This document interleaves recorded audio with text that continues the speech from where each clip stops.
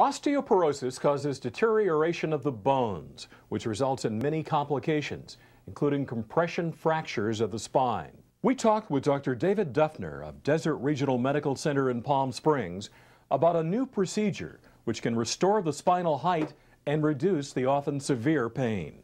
Osteoporosis is weakening of the bones. The bones provide structural support for the body.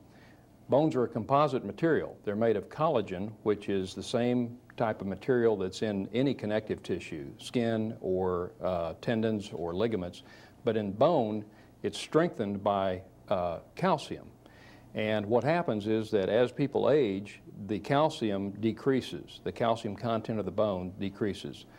Typically, most people lose about 1% per year after age 40. In postmenopausal women, that's accelerated to about 1.5% of the bone mineral density per year. So it adds up over time. And if the calcium is not replaced, then the bones become weakened. When osteoporosis becomes severe, people experience what we call fragility fractures. In other words, the bones become fragile. A bone can actually break when you fall, or it can snap before a person falls. What we find is that the painful spine can really stop a person's life. And when they are not able to be active, it creates a downward spiral where their whole system deteriorates, not only their musculoskeletal system, but all the other systems in the body because they're not active. So we find that it's very important to relieve pain and get a person back to activity. It's important not only for quality of life, but actually longevity, because people that have these compression fractures that are not active actually don't live as long as a person the same age without this condition. Over the last 5 to 10 years, there have been dramatic improvements in our ability to treat these types of spine compression fractures. In the past, we have not had much to offer.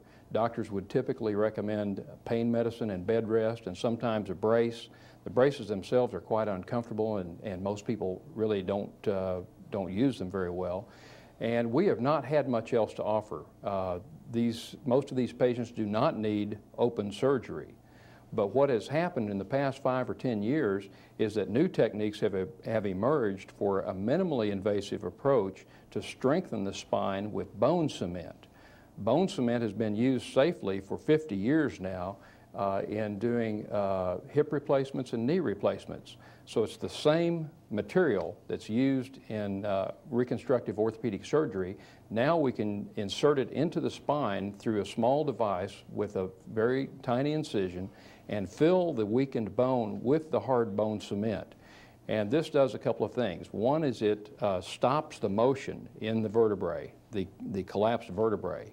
It can freeze it to stop the motion, and that stops the pain. And there is a technique of inserting a device that can expand inside the vertebral body to raise that end plate and restore the vertebral body height, so it actually decreases the deformity. And it creates a void, and then that void can be filled with cement to make it strong again. This is really exciting new technology that continues to evolve. But I think that over the next 10 years or so, we're going to see more biological type of material where it can actually turn into bone, and the bone can actually heal itself.